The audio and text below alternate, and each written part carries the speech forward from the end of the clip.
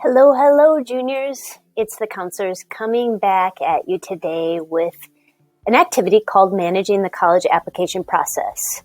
Backing up for a moment, this is one of many activities that we've done with you as juniors this year to go on an introspective journey and ideally graduate and land on the right post-secondary fit for you after high school. That might mean college, that might mean gap year, that might mean military or working. You name it, it is the journey for you. So just a quick reminder that you can go back to the class, your class's website off of Student Services, off of Edina High School, and click on your class and be able to see all the activities we've done to date, such as the game plan, strategies to explore and discover your fit, a super match, building a smart list of post-secondary options, and more. So today, for the purposes of those of you looking at a 2-year, 4-year community or technical college, we wanted to get in front of you here in the spring to talk about managing the college application process so that you can close out your junior year, go into summer, and be prepared to come back in the fall. We want to remind you that this is a continual conversation and that we will be meeting with you if need be, so feel free to make appointments with us. And that said, we also are going to encourage you to look at your Schoology and email accounts on a regular basis so you can stay engaged in this process and do it at your individual pace. So with that being said, we're going to get into managing the college application process with the goal of helping you reduce the stress of the college application season if you should be applying to college next fall. We're going to talk a little bit about creating lists for colleges, preparing your best application, applying before deadlines, which all will occur next fall, and also looking at not only your academic and personal fit, but your financial fit. So looking at ways to pay for college through financial aid. So the first step that we wanted to talk about today was making a list. And when you're looking at colleges, again, we want that to be the academic, personal, and financial fit. We encourage you to go beyond the colleges that you might have heard before and start to navigate and go on a journey to find schools that maybe you haven't heard of. For example, if you go back to the high school website and click on your class, you're going to be able to see an activity called Strategies to Explore and Discover Your Fit that guides you through an activity to learn about schools that you might not have heard about before. Your class's website has all those resources, including there's some websites that you can look at from not only Naviance, which is a platform we use for you to explore and build a portfolio to learn about yourself, but also there's a great resource through College Board's website, Big Future, the FISC Guide, which are some books, and getting on some campuses. Some things we want to really encourage you to look at as you're looking at colleges that are a good match for you is pay attention to admission rates. How many students are being accepted and what's their profile? Graduation rates, meaning how many students are graduating in 4 years, and sometimes they have a 6-year marker for that. And all those kinds of things to be able to kind of help you and assist you with finding that right fit for you. So when we're talking about making a list, a number one thing that would be super helpful for you is to get on the college's websites to learn about the campuses that they have. Going on an actual physical visit is really ideal, but a lot of times circumstances right now are preventing us from doing that. So a lot of colleges are providing robust ways to visit campuses virtually. In addition, our College and Career Center offers a lot of different college visits for various colleges that either come virtually or in person, and that probably might happen more so in the fall. If you're unable to attend a college on campus and in person, then we really encourage you to start to look virtually over the summer, and there's a lot of great ways to do that. As a matter of fact, if you go back to your colleges that I'm thinking about on Naviance, you'll get an invite from us anytime a college representative wants to speak with you, either virtually or in person. And these other websites here are great tools to be able to look for visits that colleges might be offering in a virtual sense, or even, different discussions and that sort of thing. So pay attention to some of these hyperlinks. And this actual presentation will be on your class's website on the high school website. So the first step in making a list is to start to narrow down schools that are a good fit for you. Sometimes we have students having an inordinate number of schools on their college list, but we oftentimes recommend no more than 6 to 8 so that you don't have what's called the law of diminishing returns when you're applying to colleges next fall. Your college application season and process to start to apply could begin this summer as far as starting an application, but you won't finish your application until the fall. All of the schools that you're looking at and end up deciding to apply to should be possible homes. Sometimes we hear the word safety school, and that connotates something that would be less than. We encourage you to look at schools that have a high, medium, and low chance for you to be admitted by looking at the college's profile of admitted students. If you are looking at lower admission rate schools, and out of the nearly 2,794 four-year colleges, there's only a handful. It's actually 113 schools with an admission rate below 33%. If you're looking at one of those 100 schools with a lower admission rate, everybody could be perfect and you just don't know if you're going to be accepted. So really ask yourself, what is the purpose of you applying to those schools? And if you're doing that, absolutely go for it. But also look at schools where you feel really confident that you'll be admitted to as well. This also would include a school where you really feel like it's a first admission school. So sometimes schools are they have an actual formula to determine your acceptance. Iowa State would be an example of that, or some of the state colleges. And we really encourage you to consider one Minnesota school in your swatch of schools, just in case something good or bad happens to you, so you have an opportunity to stay in state if need be. We do want to talk a teeny bit about standardized testing.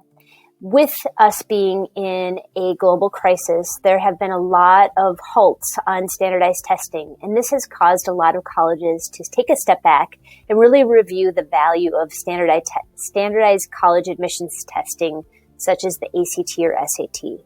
With that being said, because of that, many colleges are realizing that your actual grades in your classes and rigor of coursework matters a lot more than sitting for a test for 4 hours on one day.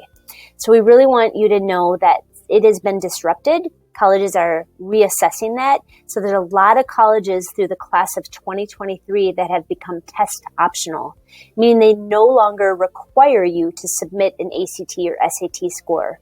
And on this hyperlink, you can see a link to all the schools that are test optional, and that is ever changing. But we wanted to give you perspective about testing because it is only one test. And if you're really trying to set yourself up for the right school that's going to stretch you and expand your mind and continue your learning, the testing atmosphere has been reduced. And what really matters is you staying focused on your classes, doing well in your classes, and really making sure you have a strong senior year.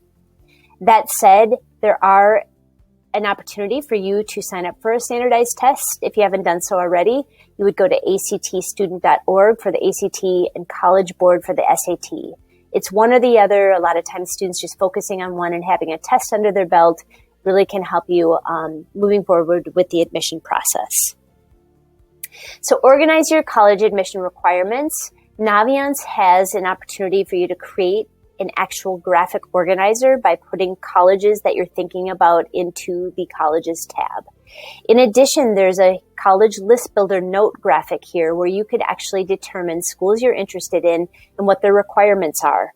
Each college is different. Sometimes you just have to apply to the school and that's it. Some colleges are going to require you to have an essay or a letter of recommendation, which we'll get into.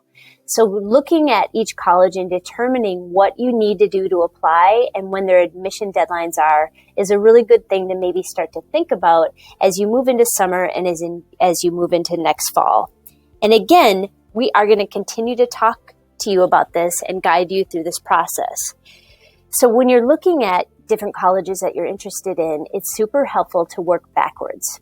There are some colleges out there that have a November 1 deadline, for example. So working backwards would mean, okay, I have a deadline of November 1. I have to get my application in by then. What else do I need for this particular application? If you need a letter of recommendation, you would want to work backwards to have at least 3 weeks for your letter writer to write for you on your behalf. Try to get your materials in to student services, and we'll talk about that process if you need school materials, and we will talk about that in the fall, but you want to work backwards to have at least 2 to 3 weeks for those components as well.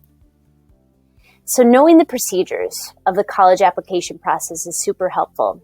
As referenced, some colleges require a letter of recommendation and a lot of them don't. We encourage you to start to narrow down your list of schools first. And once you do that, determine the admission requirements for the school and find out if they need a letter of recommendation. Many colleges require one letter of recommendation from a teacher only, and very few require two. So you want to make sure that you're looking at that and preparing for who you might ask as far as a teacher in high school that could write on your behalf. If you know that you need a letter of recommendation, we encourage you to approach your teacher, talk about it, and find out their process. Some of them might have an actual form for you to fill out, but the key thing is to, number one, know if you need one, and number two, give them 3 weeks to write the letter of recommendation. On your class's website, on the Edina High School Student Services tab, you will see a letter of recommendation request form for a counselor and a teacher. Not all colleges require, again, a letter of recommendation, but if they do and it's for a teacher, you could fill that out and talk to your teacher about their process, giving them 3 weeks. And same with your counselor. If you need a letter of recommendation from your counselor, we require that you give us 3 weeks before your deadline to write it, and you fill out what's called the Counselor Recommendation Request Form, which can be found on your actual high school website. Transcripts. We will talk about that in the fall, but you would not request a transcript until the fall. We will go over this process in the fall to talk with you distinctly on how to use it. We are more than likely going to use a digital request form. We never take requests from a college because we want your permission, and we never take requests from you over an email. We actually have an actual transcript request form that we will discuss with you right away in the fall for you to fill out for any college that you need us to send a transcript for. Moving on, as you're getting into the summer and learning and narrowing down your list of options and potential colleges, and you're starting to determine their application procedures, there are 3 different ways that you can apply to college. Some offer all 3, and some offer only 1, and some offer 2. The various ways are, first and foremost, the direct institutional application found on the college's website. Pretty simple. You go to the college's website, you fill out the application, and if required, then in the fall, you would fill out a transcript request form, and we would be able to upload your transcript and any other materials and send it off on your behalf using Naviance. The common application is a consortium of over 900 colleges that offer one application for you to fill out, for you to be able to use that for multiple colleges. The common application is only for 900 out of nearly 3,000 colleges, so you want to find out if they offer that as an option and weigh the value of filling out one application versus many from an institution if they offer that opportunity. Then there's kind of a rare and pretty new application process through the coalition application. There's only a couple of schools that are coalition exclusive, and you'll be able to determine from the college's website if they are a coalition application or not. But for the purposes of you, this will be very rare, and most of you will be applying directly to the college's website or by using the common application. A few items to note: transcript requests and letters of recommendation, again, need to be 3 weeks prior to your deadline, so working backwards is key.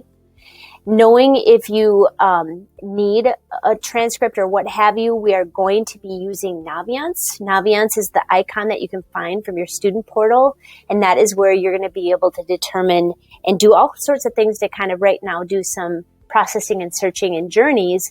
But next year, we're going to use that as the electronic device for both ourselves as counselors to send your materials off on your behalf, as well as your teachers. And again, we'll talk about that. There's also a lot more colleges that are doing what's called a self-reporting. And self-reporting is that when you're filling out the application, they will guide you to fill out a self-report of your grades and courses that you took in high school, rather than requesting an official transcript from the school. So pay attention to if you need to follow their directions on a different platform or how they want you to self-report your grades to their college. So again, talking about Naviance, if you go to the high school portal and click on Naviance and click on the colleges tab, start to think about entering some schools that you're interested in by putting them into your colleges I'm thinking about tab. It serves as a graphic organizer for you to be able to see what kind of application the school uses, as well as the different deadlines that they have for their applications that are due next fall. In this example, you can see a student is applying to the American University of Paris, California Institute of Technology, Berkeley, and University of California, Davis. you will see that the University of California systems do not use the common application, which is why this actual screen is blank. They actually have their own California system application. It opens in November and closes on November 30th. So you're going to be able to see that the delivery type is actually to their institution. Whereas you'll see that California Institute of Technology and the American University of Paris use the common application. So you would be able to fill out one application for these two schools and submit your application to them. In addition, what's cool about Naviance, again, in putting colleges that you're thinking about, is it allows you to see the deadlines that the various colleges have, so you can start to plan for which deadline you want to meet. If it's regular decision, that means that they're going to give you a date for which you would apply and be able to hear back from them on their timeline. There's also what's called early action, which means you apply early, but you don't have to go there if you're accepted. Usually that's a November deadline of some sort. And then there's early decision. That's one token, one chip, one opportunity for a college that you want to marry, that you know you want to go to. And if you apply to early decision, you can only do that to one college. You apply early and you usually find out early. We're going to talk about all those details again in the fall, but just a reminder for some of the application definitions. So financial aid, important to remind you that financial fit is important. When you are a senior in October of your senior year, it's what's called prior, and you will use tax information from 2 years prior to your graduating class. So class of 22, obviously, would have tax documents from 2020. And so what that does by filling out what's called the free application for federal student aid, which will open up in October of your senior year, is it allows you to put your income information in your parent or guardians, and each college then will come up with what you're expected to pay no matter where you go to college, and each college then would determine if you qualify for a financial aid package. Some of it might be some free money like scholarships and grants, and some of it might be some money that you have to pay back through some sort of loan. Super important for you to know these deadlines that will be, or not deadlines, but when it will open will be your fall of senior year, and we will have a senior activity as well as parent and guardian evening to discuss this as well. So we have a comprehensive college application instructions link here that kind of guides you through the process. We are going to go over this in fine detail in the fall of your senior year.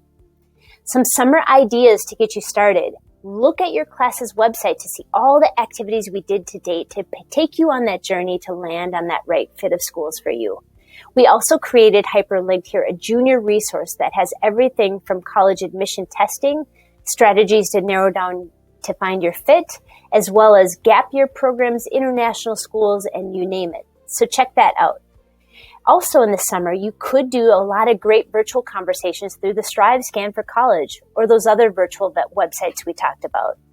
We're also offering through Community Ed a college application boot camp with June and August dates. If you go to the the Community Ed website, you're going to be able to see the dates and how to register, and it's hyperlinked here.